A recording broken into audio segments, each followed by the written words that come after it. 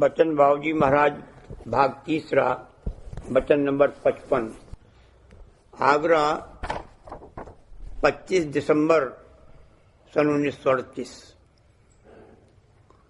संत मत और दूसरे मतों में ये भेद है कि संत जो अंतर के अंतर्गत शब्द की धार आ रही है उसको पकड़ाकर अपने सेवकों को अंतर में चलाते हैं, जिससे वह सब पर्दे फोड़कर सबके अंतर के अंतर्गत पहुंचेंगे।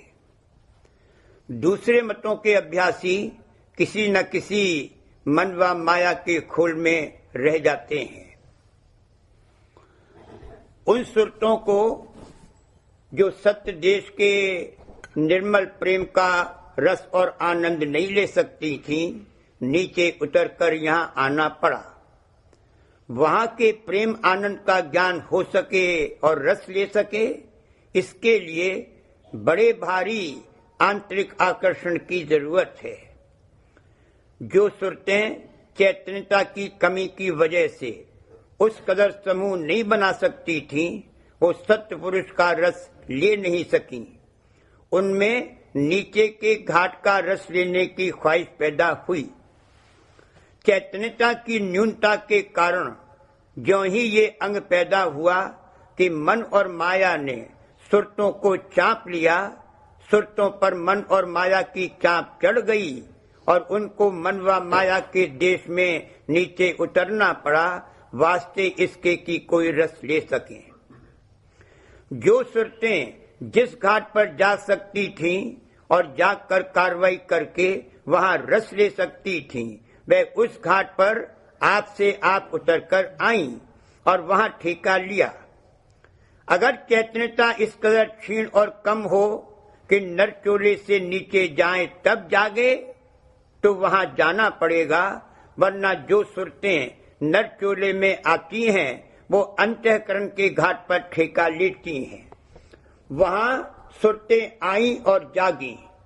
उस घाट पर बैठकर कार्रवाई करने की सब ताकतें और सामान मौजूद रहता ही है।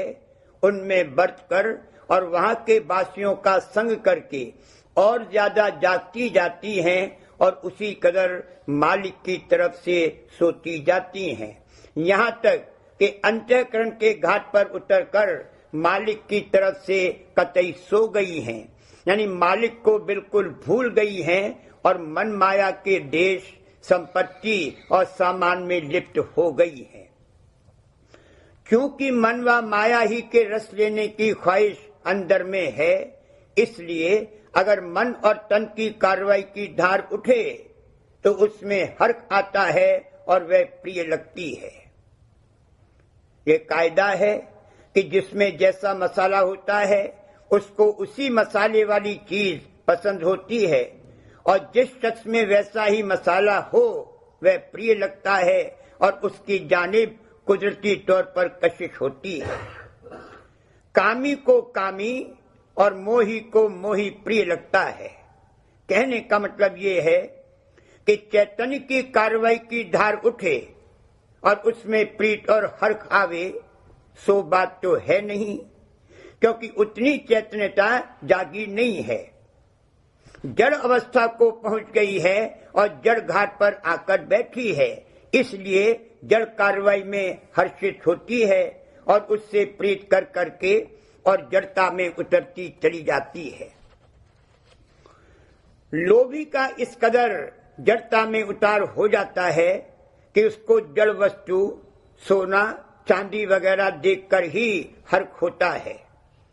एक दमड़ी खर्च नहीं करता, मगर रुपया देख देख कर उसको बड़ी खुशी होती है। वह उसकी जान है, उससे वो आहार पाता है। दिन में कई कई बार रुपए को गिनता है, इधर से उधर रखता है, संभालता है, और इसी कार्रवाई में उसको रस मिलता है। और किसी में उसको कोई रस नहीं मिल सकता। काम, क्रोध, लोभ, मोह, अहंकार आदि की धारों की कार्रवाई कर करके और उनमें बर्त बर्त के चैतन्य शक्ति का बिखेर और उतार हुआ है, और उसी कदर जड़ता कठोरता और मलिनता आई है, बड़ा कठोर हो गया है। इस देश से न्यारा और अलग करके सत्य देश में ले जाने का उपदेश जो संत दया से फरमाते हैं उसको सुहाता ही नहीं है, उसमें हित और प्यार आता ही नहीं है। संतों के परमार्थ की कार्रवाई करने की गुंजाइश ही नहीं है, उमंग ही नहीं है, काबिलियत ही नहीं है, ख्वाहिश ही नहीं है। संसार की कोई बात कही जाए तो उसमें रस आता है और उसको बड़े गौर से सुनता है। बनावट ही ऐसी हो गई है। कठोरा मनुआ सुने न बैन, लेकिन मालिक ने कठोरता को दूर करने का बंदोबस्त किया है। 84 की अग्नि में तपा तपा कर और गर्मा गर्मा कर मुलायम बनाया जाएगा। जब इस अधिकार के जीव पैदा हुए कि कुदरती कायदे से इस कदर उनकी कठोरता दूर हो गई और मुलायमियत आ गई कि संतों का उपदेश हित और प्यार से सुन सकें, तब संत इस देश में पधारे। उससे पहले संतों का आना बेफायदा होता। कोई लाग लपेट की बात बनाने की जरूरत नहीं है। जिसके अंदर कुछ सूरत जागी होगी वो हित और प्यार से संतों का उपदेश सुनेगा और संतों के मत को जो सुरक्षित मार्ग है दिलो जान से कबूल करेगा। जिसको संतों का उपदेश नहीं सुहाता उसमें अभी सूरत नहीं जागी है, वो संतों के मत में शामिल होने की काबिलियत नहीं रखता है। संतों का मत ये है कि सूरत को शब्द में जो उसका भंडार है पहुंचाना। सूरत शब्द की अंश है, जब वो जागेगी तो उस पर स्वाभाविक शब्द का आकर्षण होगा और वह शब्द में खिंचेगी। संतों के मत और अभ्यास में बल और पुरुषार्थ लगाकर कोई करनी करने की जरूरत नहीं है। ये तो प्रेम मार्ग है, सहज योग है। संतों के नाम और शब्द कहने से क्या मुराद है, इसको भी अच्छी तरह से समझ लेने की जरूरत है। कोई कहते हैं कि शब्द आकाश का गुण है, कोई शब्द को स्थूल समझते हैं, बाज़े शब्द को किसी कारण का कार्य बतलाते हैं। गरज कि कोई कुछ और कोई कुछ कहता है। संतों ने जिसको नाम और शब्द कहा है वो किसी का कार्य नहीं है, बल्कि कुल का कारण और कर्ता है। ब्रह्मांड की चोटी तक जिसमें पार ब्रह्म पद भी शामिल है उस शब्द का कार्य है। उस शब्द की उपासना और भक्ति करने का अधिकार केवल सूरत को है जो उसकी अंश है। सूरत के बिना संत मत नहीं है। चाहे किनका मात्र ही हो मगर सूरत की शिरकत जरूर होनी चाहिए। अगर किसी कार्रवाई में सूरत न शरीक हो तो वह संत मत से खारिज है। वह मन की भक्ति है, काल और माया की उपासना है। संतों के आने से पेशतर जितने मत इस संसार में जारी हुए सब में मन की भक्ति है। नीचे के घाट के मन ने ऊपर के घाट के मन की भक्ति की, अथवा इसी को यूं कह सकते हैं कि ऊपर के घाट के मन ने नीचे के घाट के मन को घसीटा। नाभि चक्र पर जो मन है वह पशुवत है, यानी पशु मन है। अंतःकरण के घाट का मन नर मन है, वो नाभि चक्र के मन से ज्यादा पाक और पवित्र है। नर मन के ऊपर देव मन है। इस तरह से बहुत मन है, आत्म मन है, परमात्म मन है। जिस कदर ऊंचा घाट है उसी कदर वहां का मन विशेष निर्मल है। मगर ब्रह्मांड की चोटी तक सब काल और माया के पेट में है। भक्ति तो की, यहाँ सभी एक दूसरे की भक्ति कर रहे हैं, मगर मन ने मन की भक्ति की। उसकी भक्ति की जिसने जीव को गर्भवास दिया और संसार में फंसाया। वो ब्रह्म है, वह सबसे बड़ा मन है। जो उसकी भक्ति करता है उसको वह इनाम इकराम वगैरह खूब देता है। छठे चक्र पर योगी गति प्राप्त होती है और ब्रह्म पद में पहुंचकर योगेश्वर ज्ञानी गति। और ये बड़ा भारी दर्जा है जो बहुत कम को हासिल हुआ, मगर जरा मरी से रहित नहीं हुए। ब्रह्म ने अपनी कलाएं भेजी और फिर खुद ने भी अवतार लिए, और जो जो आए सबने अपनी अपनी भक्ति कराई। मगर जिस भक्ति का वर्णन संतों ने किया है वह सबसे न्यारी और सबसे बाला है, वो सूरत की भक्ति है। सूरत भी सबके अंतर के अंतर्गत है और शब्द भी सबके अंतर के अंतर्गत है। इसलिए सूरत द्वारा शब्द की भक्ति करने से, यानी सूरत को शब्द में लगाने के अभ्यास से सबके अंतर के अंतर्गत पहुंचेगा, जहां जरा मरी, कलह क्लेश, दुख संताप कुछ नहीं है।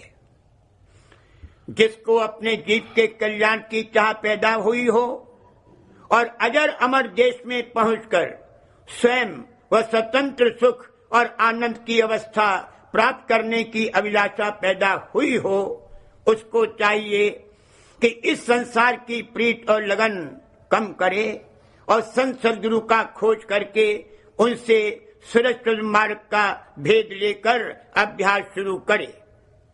तो उनकी दया से धीरे धीरे काम बनता चलेगा और एक दिन पूरा हो जाएगा। मगर शर्त यह है कि उनका उपदेश हित और प्यार से सुने और वह सुहाए। ये तभी होगा जब इस देश की चतुराई और छल कपट को छोड़े। जब तक इस देश के सामान का और यहाँ की चतुराई का आसरा और भरोसा मौजूद है, तब तक दीनता नहीं आ सकती और बगैर दीनता आए हुए दया नहीं मिल सकती। अभी तो इस कदर कठोर है कि अगर मालिक अमृत की धार भी टपकाए तो इसको कुछ खबर ही न पड़े। जब इस कदर चित्त कोमल हो जावे कि जो दया भाव मालिक का सारी रचना के साथ है, वो भाव हृदय में उत्पन्न होने लगे, तब मालिक की दया प्राप्त करने का अधिकार आवेगा। और मत जो संसार में प्रवृत्त हैं, उनमें और संत मत में ये भेद है कि संत सबके अंतर के अंतर्गत जो शब्द की धार आ रही है, उसको पकड़ाकर अपने सेवकों को अंतर में चलाते हैं, जिससे वह सब पर्दे फोड़कर सबके अंतर के अंतर्गत पहुंचेंगे। और दूसरे मतों के अभ्यासी किसी न किसी मन व माया के खोल में रह जाते हैं। संतों का देह स्वरूप यहीं के मसाले का बना हुआ है, मगर चूंकि उस रूप में सत्य पुरुष से जो सत्यधार आ रही है वो विराजमान है, इसलिए उनसे प्रीत करना सत्य पुरुष से प्रीत करना है। उसी तरह से संतों के मत का अभ्यासी भी घाट घाट पर वो वही का शब्द सुनता है, मगर चूंकि उसका इष्ट निशाना अंतर के अंतर्गत जो शब्द की धार आ रही है वो है, इसलिए उसकी प्रेरणा और तहरीक से शब्द आता है और इसलिए वह धूर्धाम में पहुंचेगा, कहीं रास्ते में नहीं अटकेगा। बरक्सिस के और मतों के अभ्यासियों ने किसी न किसी मायक शब्द को अपना इष्ट बनाया है। वह उनका मुहर्रिक होगा और ज्यादा से ज्यादा वह उस शब्द के भंडार तक पहुंच सकेगा, उससे आगे वो नहीं जा सकता।